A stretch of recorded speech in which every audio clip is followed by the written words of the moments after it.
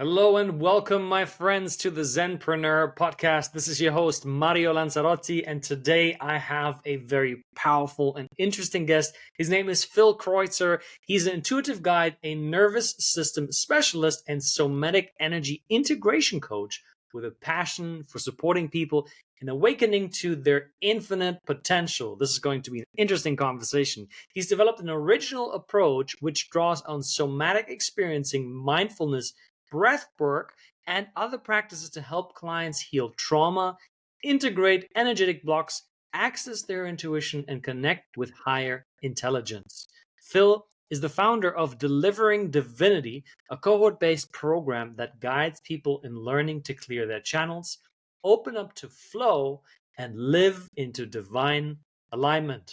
My brother, welcome to the show. Bro, so happy to be here, man. Thanks for the intro. Absolutely. Now, you and I, we speak a very similar language, and I'd love for you to just share with the audience what is it that you do? How can you support a listener today? Sure, be happy to. So, we've all probably heard the term flow state before, thrown about, but do we know what it is? And for me, it's flow is about being hyper present and dissolving all resistance to the moment, right? Because we all have access to an infinite supply of energetic funding from the universe, inspiration. Where does inspiration come from? And is it a renewable resource? It's infinite. We can always have more inspiration coming in, and we can always have more inspiration coming in, more and more. So it's about opening up to that flow. And when we live in that flow, guess what? Inspiration is intelligent. Inspiration is calibrated for every individual. Because it's my belief in cosmology, I'm going to elaborate on this today, that inspiration is a current of potential energy that knows that exactly who Phil Kreutzer is, exactly who Mario Lanzarotti is, right? And it takes all variables in the entire universe into consideration when it gives us this current of potential energy that knows, hey, if you ride this wave, guess what? You're going to be supported out in the world through synchronicity. There's going to be a pot of gold at the end of the rainbow, and you're going to be vibrating at a certain energy frequency that makes you a vibrational match for the things that you actually want to magnetize into your life. So being at the right place at the right time, running to the person at the coffee shop. And so when we live in that synchronicity, that energetic funding, guess what? We're going from a linear model of the mind to a quantum infinite model where we can just be in the right place at the right time and manifest miracles through living in inspiration. That's big. That's Yeah, bro. very big. Yeah. So I love that. And there's a bunch of questions that I have. But before we dive into that, I want to know, how did Phil Kreutzer get to divine alignment and flow states that he can access at will and guide other people into that? What got you to this moment in time today here? It's a great question. So what got me there was living a life of fear and anxiety and resistance to that flow for a very, very long time. And living such a tiny existence where I knew that there was more of me that wanted to come online. And I knew there was a better life out there for me, but I didn't know how to access more of me, and I didn't know how to get to that better life. And so I, in my 20s, had a marketing company with a few other guys, and I was the video production expert. Only I didn't know videos well. I didn't like videos. I wasn't good at it. I was really living in a zone of incompetence, and did that for 8-9 years. And I sold everyone in my network as me being an expert in the field that I didn't like, wasn't inspired by. And so that began to just kind of eat away at my soul. And eventually I hit a breaking point. I had a series of catalysts that really allowed me to feel on a deep level, deep heartbreak, right? And so on the one hand, that part of me that I was trying to access that wanted to come online, well, there was almost a surface membrane around that. And I couldn't feel down through that layer until I felt deep pain. And then it opened up that energy to flow for me to access it. And when I came into the deep pain, I came into the deep clarity. And then it was like, wow, okay, the floodgates are open. I'm ready to look at everything in my life that's not aligned and not working. And I didn't know how to get where I wanted to go. All I knew was where I was not the place. And so I made it a decision at that point to take a giant leap of faith and actually booked a one-way ticket to India and set off on years of solo international travel on this journey of self-discovery. Going into any spiritual path or any self-healing modality that was of interest, that was calling me. And over time, I started to open up to more and more flow and to more and more of myself, expanding into wholeness, dissolving all the complexity that was kind of fracturing my being so that I could just be online, be more fully online, more fully present, and more fully open to receive. Were there some practices that you had heard of before? People talk about it and you sort of dismissed it, but then you went into them and you completely changed your mind about them? Totally, bro. So leading up to the point where I left my company, I had gotten into yoga and gotten into meditation. And I really credit those practices with helping me take that action. And if you think about, what is yoga? Well, it's a very strong embodiment practice. And part of the challenge for me and for most of our listeners and most of the Western world is that we're living above the neck. We're not in our bodies, we're in our heads, right? And I just call the mind a complexity machine. And the mind is dualistic. And so we can stay there forever and have conversations and go through all the pros, and then the cons are going to come back and say, well, here's all the cons. And we can just bounce back and forth like a tennis match, right? But the heart is unity, is singular. There's no dualism there. The heart knows. It's just, can we come into the trust? So the practice of yoga is really about coming into the body very powerfully. And when we come into the body powerfully, we come into clarity. So yoga was huge for me in coming into the body. But I do want to speak to this dynamic because I think it's relevant for a lot of people. Self-development, right? For a long time, I knew there was a lot that was not right within me. But self-development was just another genre at the bookstore, like all the other genres. I knew about it, I heard about it, but it didn't have any direct relevance to me, even though it actually did. I didn't have an energetic connection to it. And that's the key. And I think that's where the breakthrough lies for people. When they've heard about self-development, they know it's a thing. They know who Tony Robbins is, but is it relevant to them? And is it relevant energetically? Right. And it's more about energy than it is about the mind. And so that's where, when you look at people who have spiritual awakenings, or when they come into self-development, a lot of times they come in through heartbreak, or they come in through, some big moment in their life that was the catalyst. And I do an exercise with in one of my programs where it's like, hey, map out your life in chronological order. Just think about your life and then chart the low points in your life.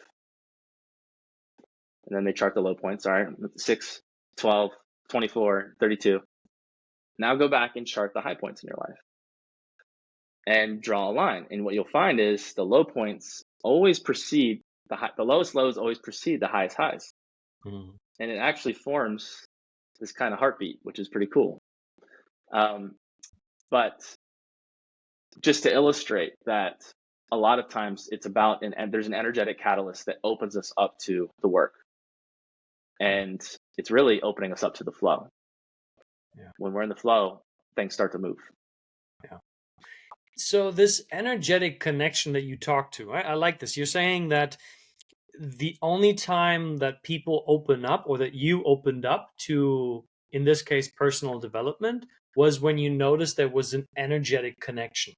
Would you say that is something that somebody can consciously engineer, or is it something that is more like fate, it's destiny. It's like, for me, I came into this work when I was at my lowest point, essentially, in life, right? Depressed, Hmm.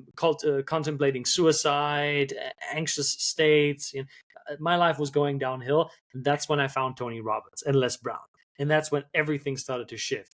And I'm wondering, do you think that this is everybody needs some sort of a crisis in their life to be activated, or is there another way? Well, certainly, I think that's the gateway for a lot of people, right? There's definitely a theme of that in self-development. But look, you have to have a relevance. It has to be relevant to you.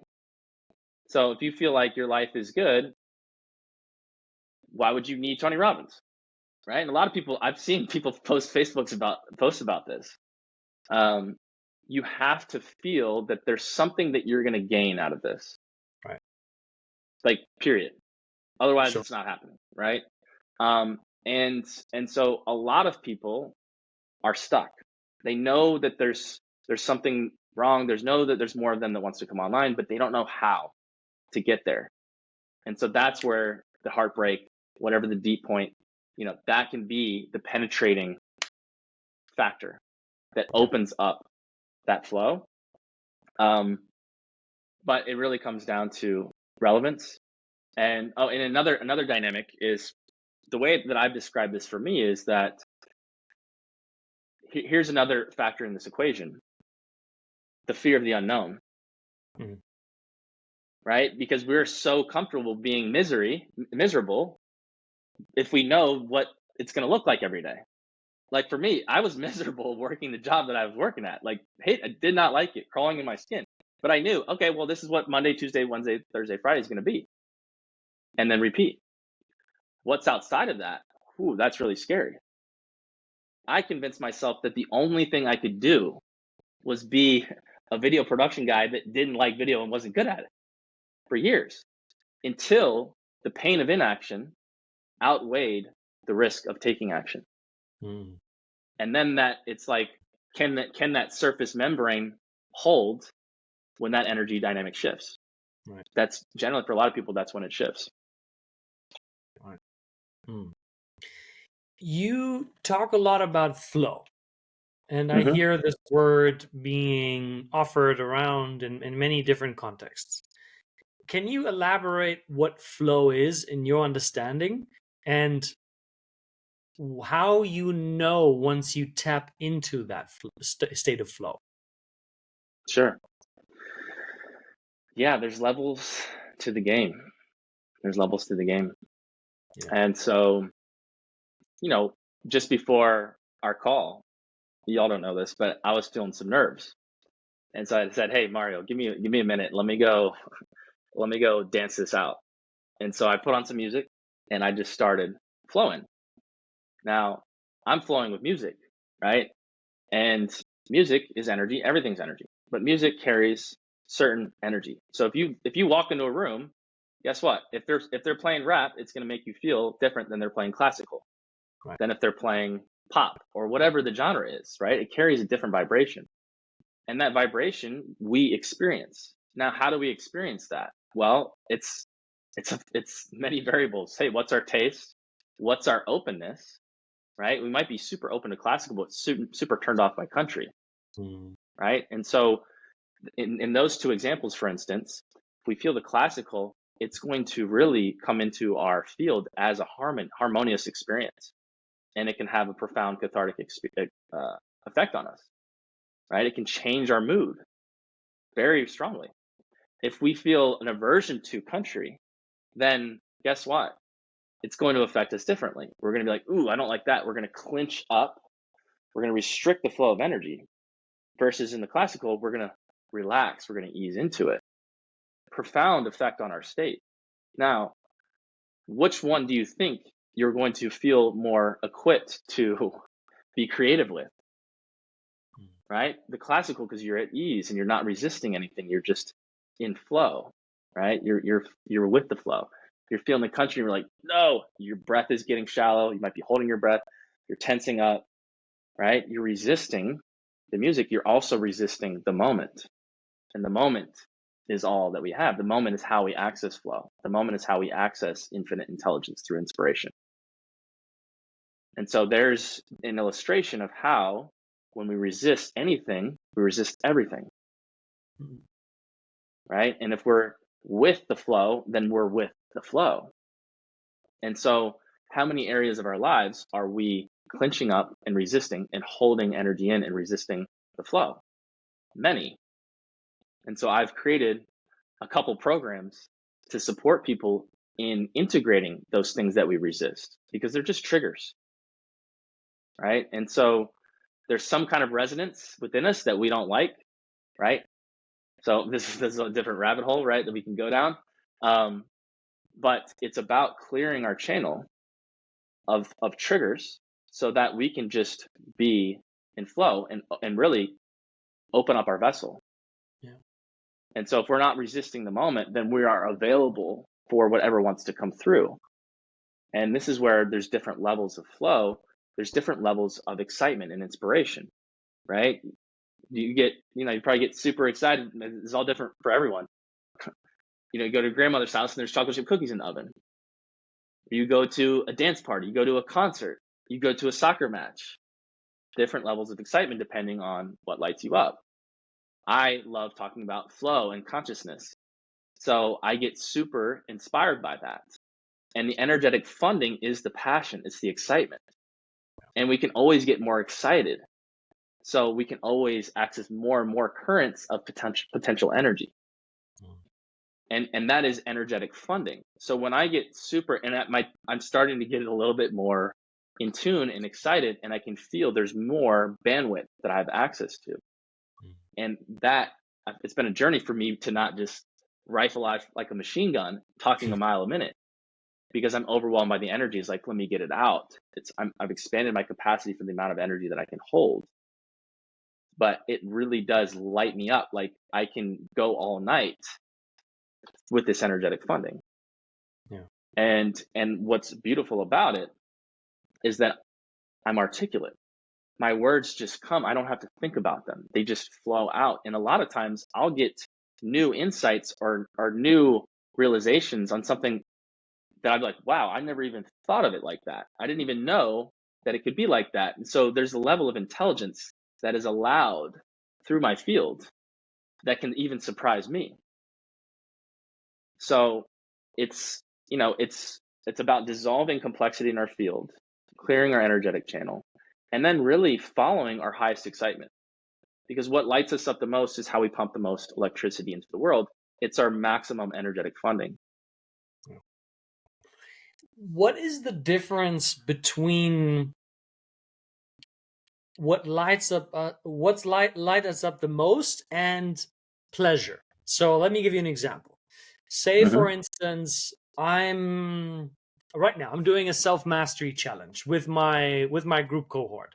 I'm guiding it 61 days. It's very strict. I get up at 5 in the morning. I have meditation, qigong practice, journaling, reading, and a workout.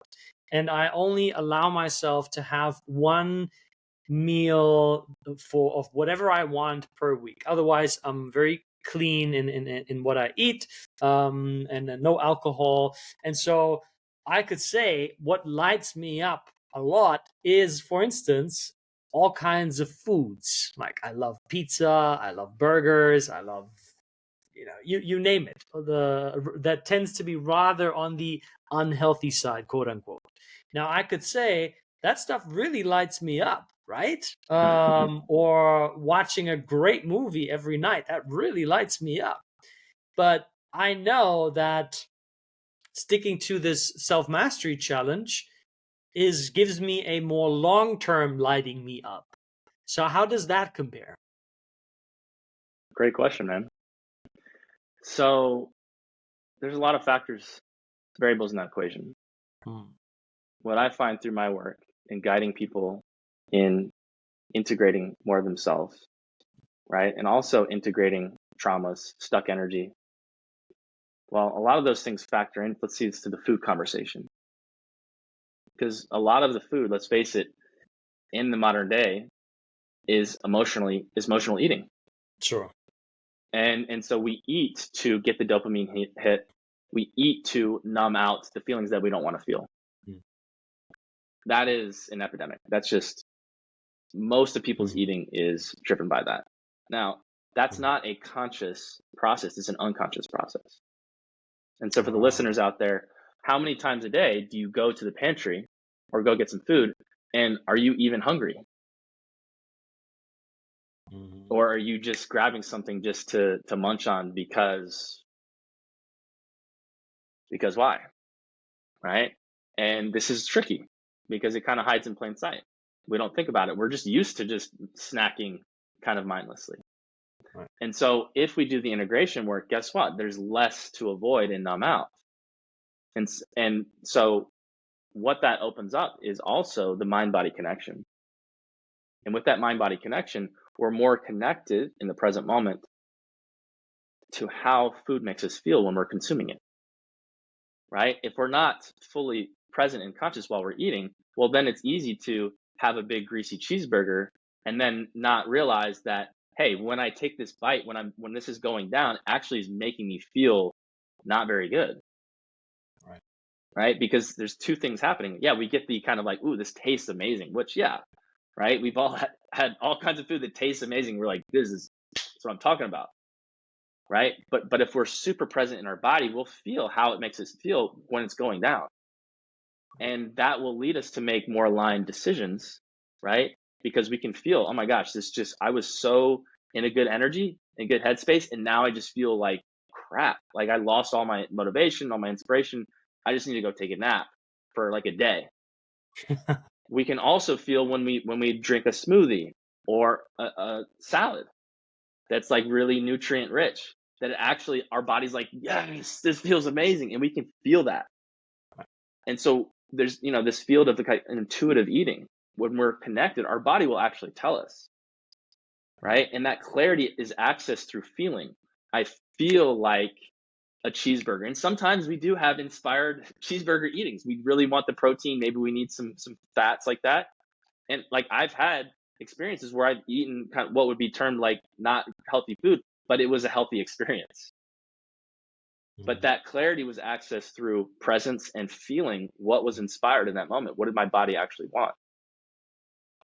So there's an example of, tapping into that felt sense of intuition, which carries an intelligence that knows what the body wants, Yeah. right? Because if we're wanting to exercise that discipline, that does take a lot of energy, right? And you're, Mr. Zenpreneur, you can do that, right? And it can be challenging to sustain that over a long period of time. Sure. And so if we can tap the inner wisdom of the body, then we have a co-creator on our side that really is Mhm. helpful. Mhm. So essentially, if I understand you correctly, you're saying that flow requires requires you to be in a conscious state. It really requires you to cultivate what you're about to do, what place you're coming from, more so than where you're going. Did I understand that correctly? Say that again. So if engaging in a flow state is more about where am I coming from?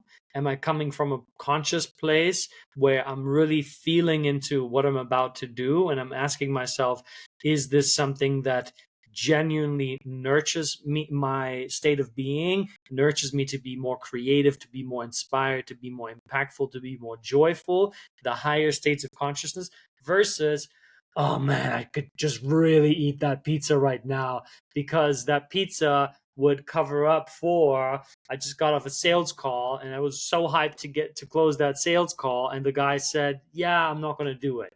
And so my mood just dropped, and now I'm looking Uh-huh. for food to give me that kick of dopamine, to give me that sense of pleasure.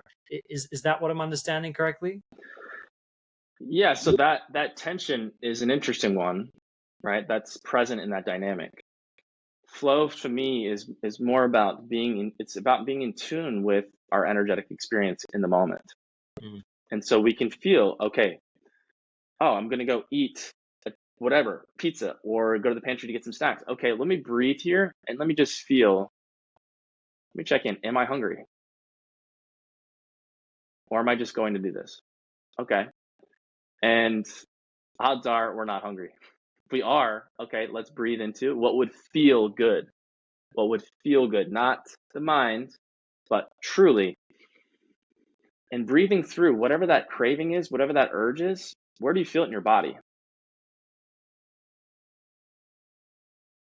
If you're feeling like, oh, I'm going to get some food, but I'm not really hungry. All right, well, then breathe into what are you feeling here? What's going on? Because something is driving that. Right. And if you can receive whatever is there that you might be trying to avoid, feelings wanting to be felt, sensations wanting to be sensed, we can open up to experience those energies, feelings, and sensations. That's going to create more space for more clarity and more connection, and come into that deeper clarity of like, wait, okay, I just was breathing through what I was trying to avoid. Okay, I felt through it. Now there's nothing to avoid, and I've come to the clarity that I'm not actually hungry, and so now I'm just going to walk back to my desk and I'm more present to the moment. Does that make sense? Yeah, it does. You talk about connecting with the body, and I'd love for you to elaborate a little bit more on how do you differentiate between a story that the mind is coming up with versus an actual experience in the body. Because oftentimes, and I find, and I'm curious to hear your opinion, a lot of men, especially men, have trouble with this. When I ask them, how are you? They give me some sort of a story that is up here. And I ask them, where do you feel that? And they're like, yeah, just like here. And that often is an indication to me that they're not really connected with their body. And after further and deeper exploration, they're like, oh, actually here. So I'm wondering, how do you look at that? Love the question, bro. Super important question. So, a few things. Let me see. Yeah. So one of my teachers told me about this famous Zen master. And there was a Western reporter that asked him, hey, what do you think of the Western world? And he said, lost in thought. That's all he said. And I have an example to illustrate this, I think, pretty powerfully and pretty funny anecdote. So I have a client, and this guy, super in his head, and he's super empathic and super sensitive. And so by being in his head, he's closed off to just so much information, like sensorial information that he has access to as being this empathic and sensitive guy. And so the journey is going from here to here, and we were exploring the triggers for him, anxiety. And one of the big ones was when his wife asked him, what do you want for dinner tonight? And he's just like, I don't know. And he like freaks out. So what's going on there? He's trying to access the clarity to that answer, and he can't because he's in the mind, right? And the mind doesn't have access to clarity. Clarity is a felt experience. Just like, okay, what do you feel like for dinner tonight? That is a felt experience. Just to the dynamic we were just speaking on. I feel like a salad, or I feel like a cheeseburger, but let it be connected. And it's because he's disconnected, he's in his mind, it like short circuits him because he can't access the clarity to the answer until we started working together. Then now it's like, it's a joke that we have. It's like, hey man, no pressure to figure it out. Just breathe and say, hey, give me a moment. Let me feel into this. And then we access that clarity, right? Okay, yeah, I feel, or I'm not sure, babe. That's okay too. That's okay, right? And actually giving yourself permission in that space to not know, a lot of times is all we needed to do to open up the space to know. Yeah. So if you're in a conversation with a room of friends, before we had smartphones, what would happen if someone couldn't remember, if we all couldn't remember the actor's name? We didn't have Google to look it up. As soon as we let it go, the groupthink trying to figure it out, boom, there it is. Oh, this guy, that's his name, right? And that's an interesting dynamic there, illustration of how when we're trying in the mind, that's a try thing. When we let go of trying, we can open up to allow what's the clarity to reveal itself. And so this question that you posed to me about how do you differentiate between the story of the mind and what is revealed through the body? Well, when I guide people somatically in integrating energetically, right? Feeling, feelings, sensing, sensations coming back into the body, then that discernment actually is a really important thing, because we might be feeling into traumas or old emotions or memories. And then the mind, guess what it's going to do? It's going to tell a story about the experience, because that's its job. And odds are it's going to tell a pretty compelling story. But the discernment is noticing when it's the mind telling the story versus a revelation that just arrives as a gift through our direct experience of feeling. And the more we do this type of work, the more that discernment opens up to us, because we can feel when something's clear. It just arrives through the heart, just here it is. And we don't feel the question. We're just like, right, that is true. That is right. That makes sense. Versus, oh, this means this, and all that complexity. And so one is through the product of a mental process. The other is through just a receiving of our felt experience. So this is very interesting. If I understand you correctly, you're saying that the mind thinks and the heart knows. The mind is often the mind is an expression of the past, of past memories of what happened, and it engages with trauma, right? Trauma that happened in the past recreates a certain story that is connected to the past, and it then ties it to whatever is happening in the moment. Now, I would love for you to elaborate. Why does the heart know? Where does it get that knowing from? Like, can you take like a real life example for an entrepreneur? Let's say, they feel stuck. They're not sure in what direction to take their business. They might not be working with the kind of clients that they've been working with for a long time, and they're at a pivotal point, but they're not quite sure. Do I take door A, B, or C, or a completely new thing that I haven't even considered? How, in that situation, can they tap into the body or the heart? Like, is there a difference? Is it the same thing? And then come to that clarity that you were just talking about, so that there's no more question in their mind, but just like, this is the way, let's go. Beautiful question. I would say that is the $1 million question, right? Or $1 million question. There's many, right? I've developed a whole 3-month curriculum for taking people on that journey, and I'm going to speak to that, right? Because so I'm going to tell a little story here, because it really is deserving of some context. So when we come into this world as an innocent child, we come into this world as inspiration personified.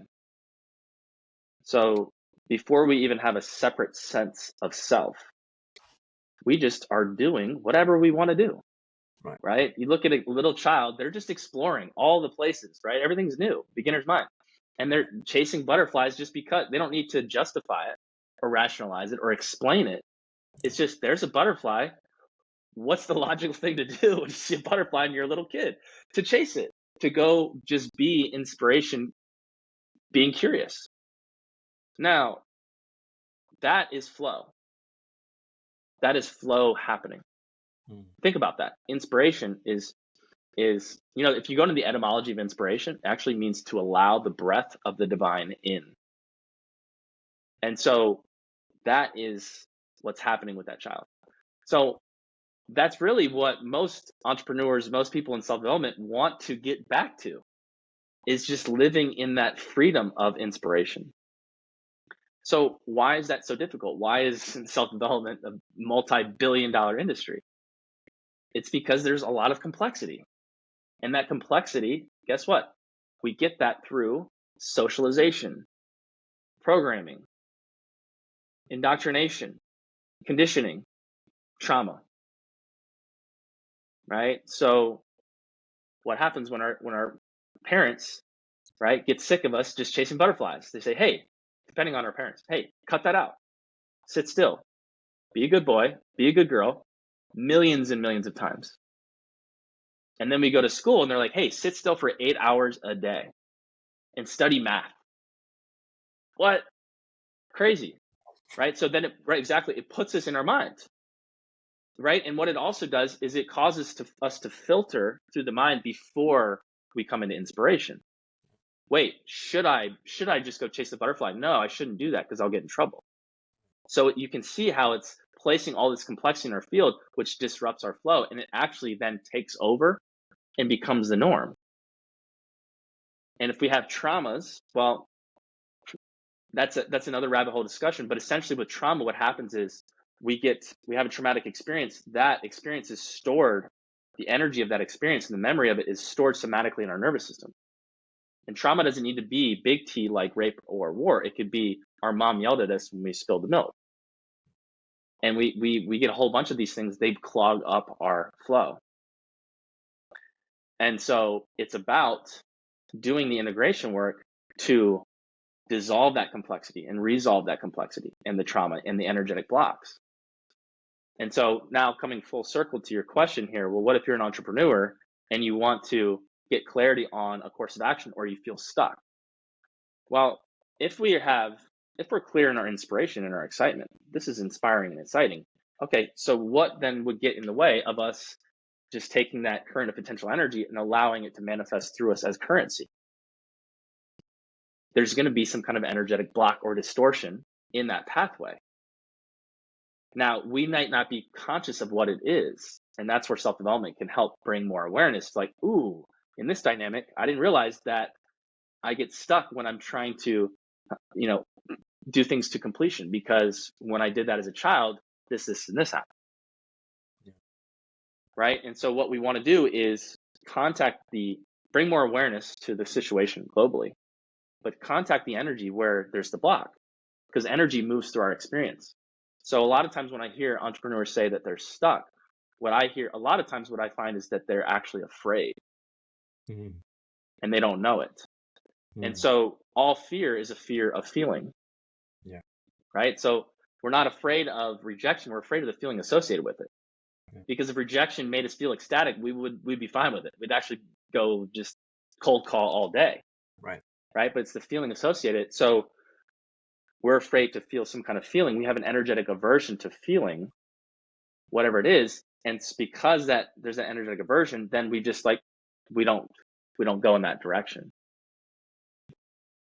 And here's the kind of trick with that is our nervous system actually has an early detection system that feels frequency, feels energy like 5 steps out ahead of our conscious awareness.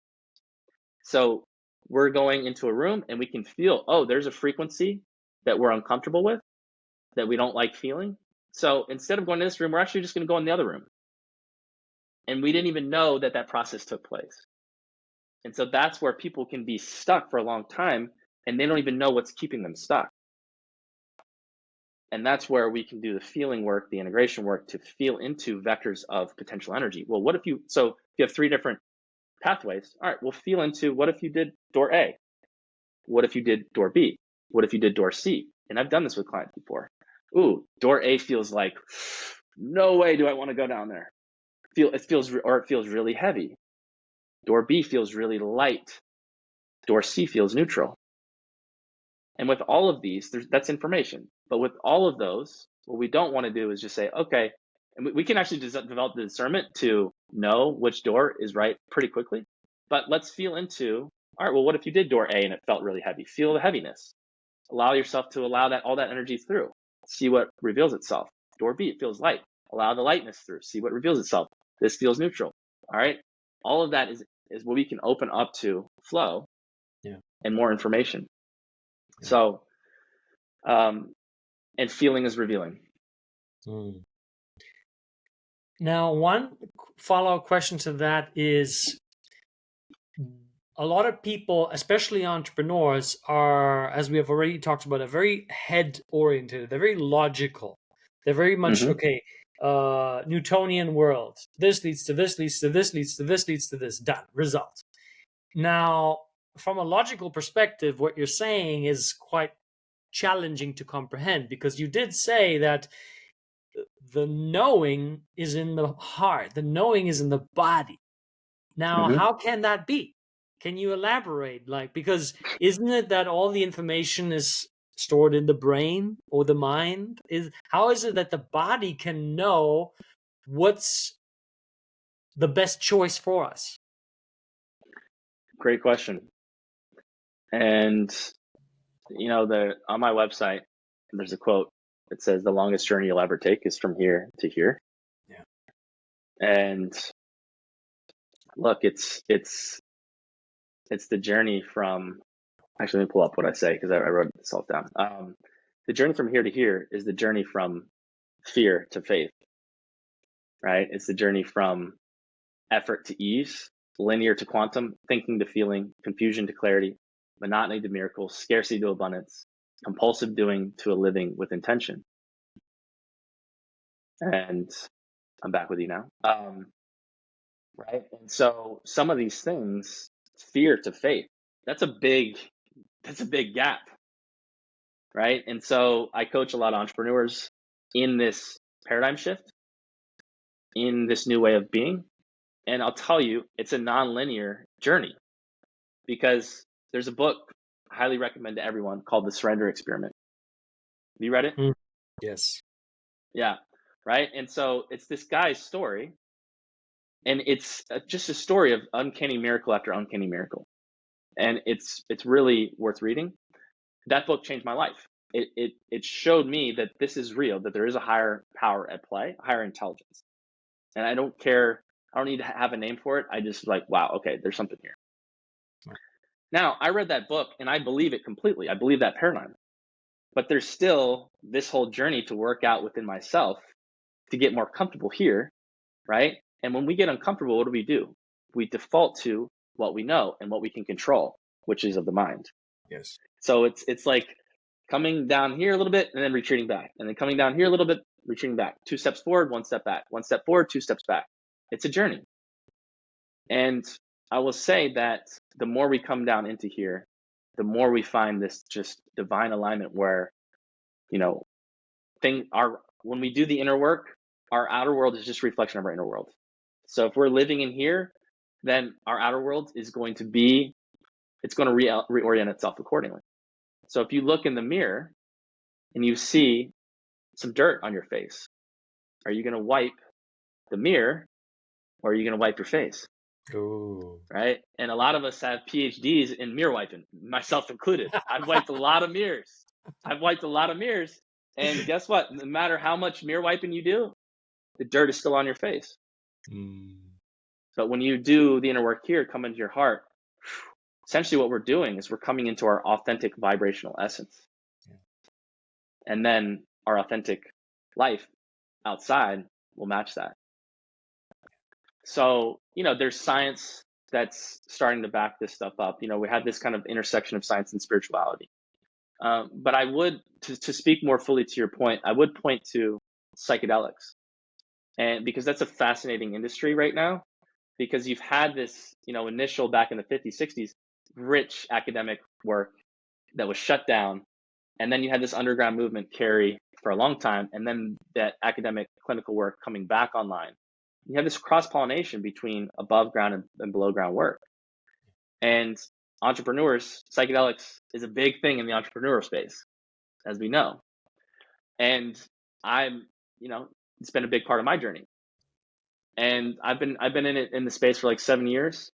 And I bring a lot of my entrepreneur friends. I'm there for their first experience.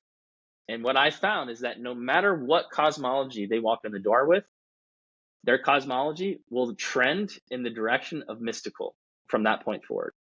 No matter if they're Jewish, Muslim, atheist, agnostic, something, right? And the same thing for the clinical researchers who are coming initially from a super heady place.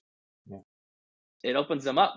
You might ask them, hey, what's the number one learning from psychedelics? And I've seen it on 60 Minutes. They said, love is the most powerful force in the universe, right? That's their biggest takeaway. Mm. So there's something to this, and that something is accessed through our experience, Yeah.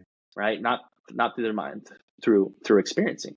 And when we experience it, guess what? Then it filters through the ripple effect into the mind, and we start to see the world differently. Yeah.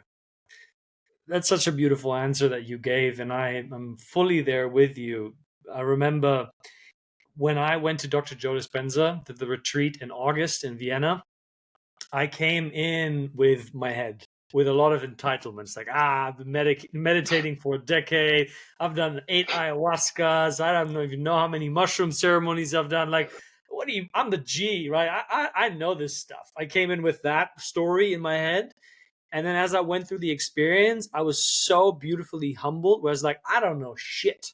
I don't know anything. It's like Mario up there. It's like, sit down, boy. It's like, sit down and learn. And the more I let go of telling myself that I know anything, the more profound the experience became. In fact, it was the most profound experience of my life. And that comes from having done so many psychedelic journeys where I thought, oh, I've seen it all.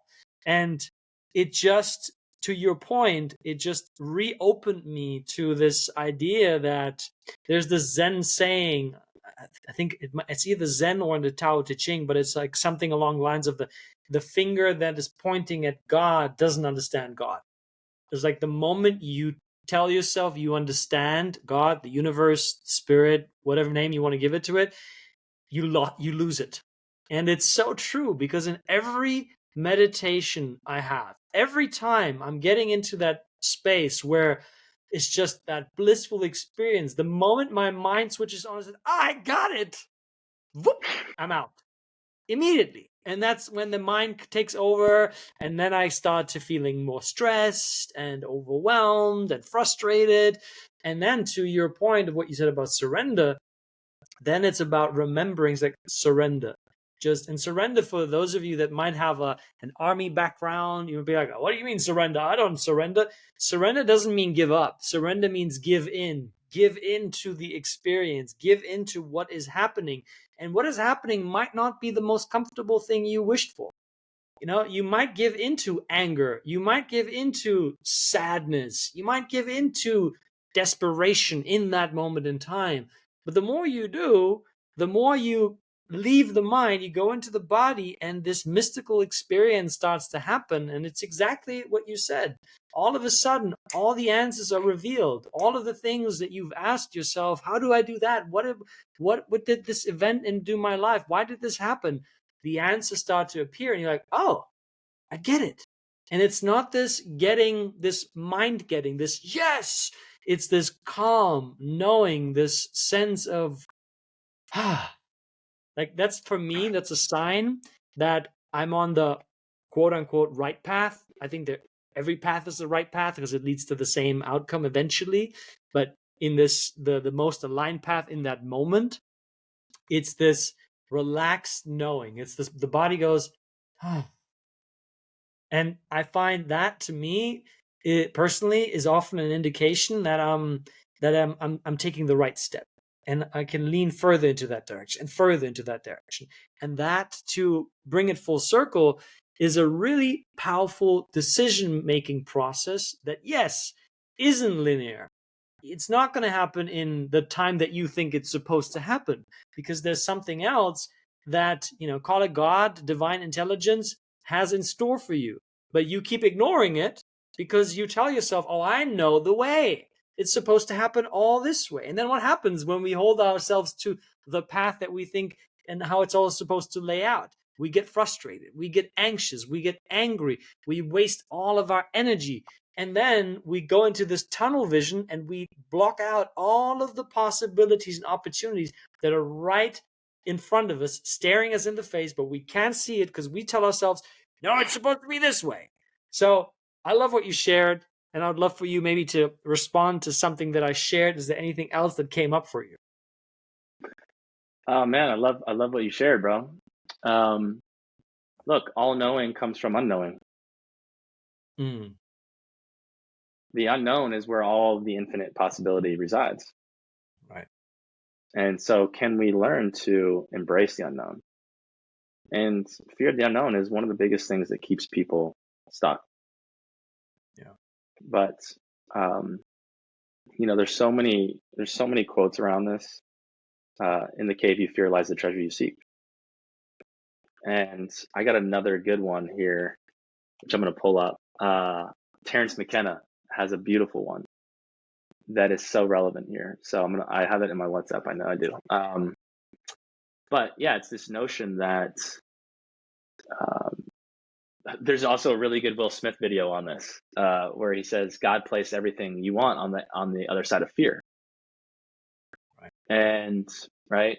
And he's talking about skydiving. You can Google that one. It's fantastic. But what we come to realize through practice is every time we go into fear, it's just a doorway to expansion, right? Fear is just a place that we're afraid to inhabit. So it's real estate that we could have access to if we just go into it. And guess what? There's infinite real estate. We live in an infinite universe. So there's infinite expansion available to us. And anytime we bump up against fear, remember, all fear is just a fear of feeling. So can we feel the feelings there? That will open up the space. And then, wow, new real estate. Ooh, and every time we open up new real estate, guess what? More of us. There's more room for more of us. There's more room for possibility in our consciousness. And if there's more room for possibility in our consciousness, remember, our outer world is just a reflection of our inner world. So for me, 10 years ago, living in my zone of confidence, incompetence, definitely not confidence, zone of incompetence,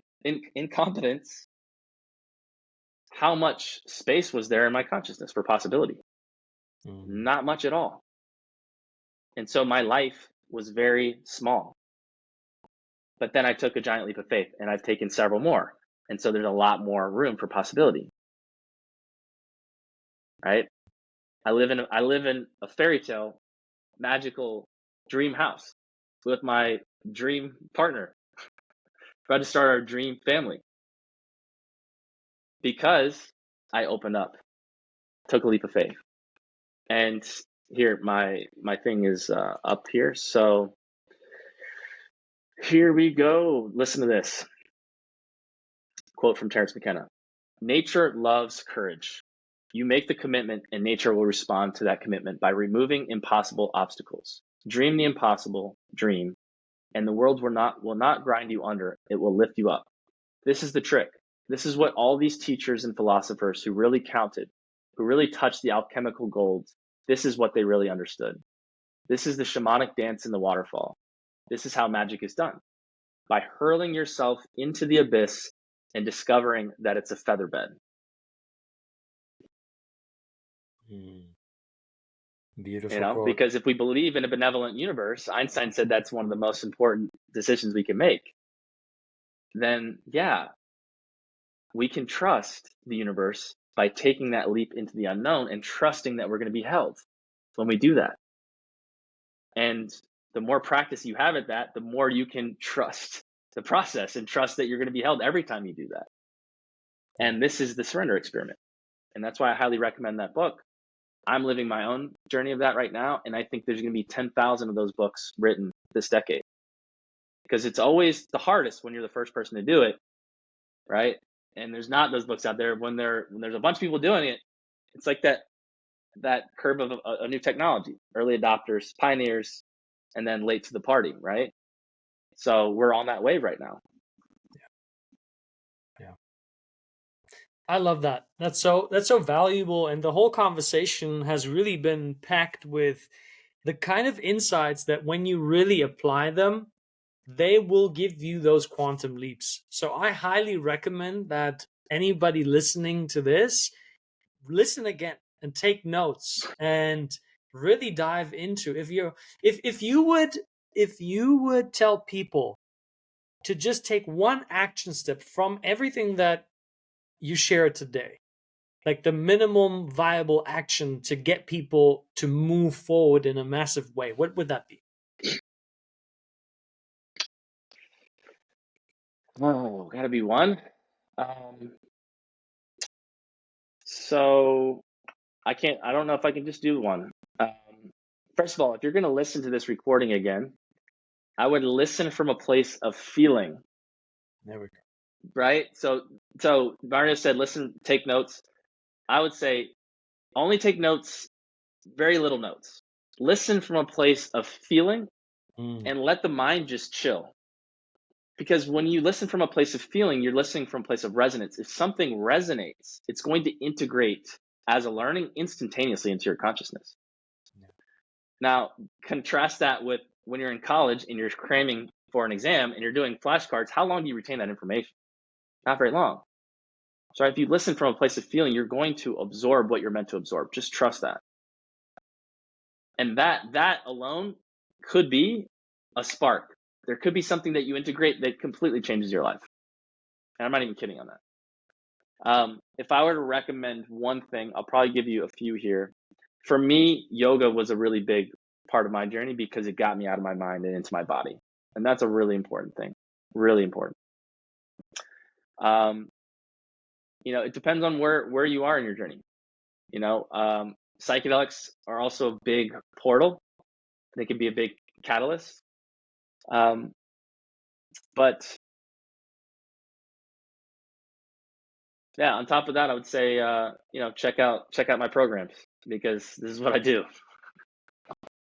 Lead us right into that, because that would have been the next question. Is like, you talk a little bit about Delivering Divinity. I know that's a 3-month mastermind that you have, and you also have it connected to a free, amazing Facebook group where people can get a lot more of the things that you spoke about today. Am I right? Exactly, brother. Yeah. So I have a free Facebook group called Delivering Divinity, Divine Alignment and Community for Spiritual Entrepreneurs. And it's all about clearing our channel of any energetic distortions, energetic blocks that prevent clarity, prevent connection, prevent flow, and then opening up to flow and living into divine alignment, right? Because as we open up to flow, our energy will reorient in the direction of harmony to our highest alignment. And so that's the journey. And so in that Facebook group, I do weekly live streams. I post a lot of good content, and that is all feeding my mastermind, which is a 3-month journey where I'm taking you on that journey of exactly what I just described. And when we all, it's 8 people in the container. They're all custom invited based on energetic coherence. So I'm playing to my gifts of putting people together. And so when we are coming together with that intention, miracles are opening up to us. And so we're opening up to divine alignment and flow, aka miracles. And so that 3-month journey, people transform in really magical ways. And I have a new cohort launching actually tonight. Next one's in January. So first step would be to join the Facebook group, and you can see what the paradigm's all about. How can people find the Facebook group? So if you just search Delivering Divinity, Divine Alignment, and Community for Spiritual Entrepreneurs, or I don't know if we're able to provide links, we can share the link as well. Yeah, I will be sure to add all of your links in the show notes so people can find you, they can connect with you. I'll add your LinkedIn and your Instagram as well as your website as well, so people can connect with you there. Phil, you have been an amazing guest, my brother. Any last words for the audience?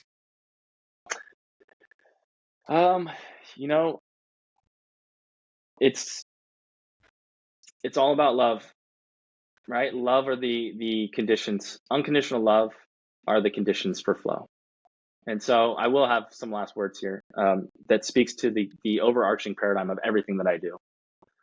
What we're doing by clearing our channel, opening up to flow, and coming into divine alignment is we are receiving ourselves with unconditional love, right? And when we receive ourselves with unconditional love, anything that is a distortion of that frequency, of that energy, will reveal itself to be loved into harmony, because love brings out anything unlike love to be healed. And so unconditional love is the same energy as infinite intelligence, as the universe, as God. And so essentially what we're doing is we're matching God frequency, source frequency, so that we come into alignment with divine intelligence. And that is where miracles are possible. So it's all about loving ourselves into our highest alignment. Love is the answer, ladies and gentlemen. Oh Phil, yeah. my brother, thank you so much for being a guest on the show. And thank you for being a loyal listener of the Zenpreneur podcast. And with that, we are complete, and I will see you on the next episode.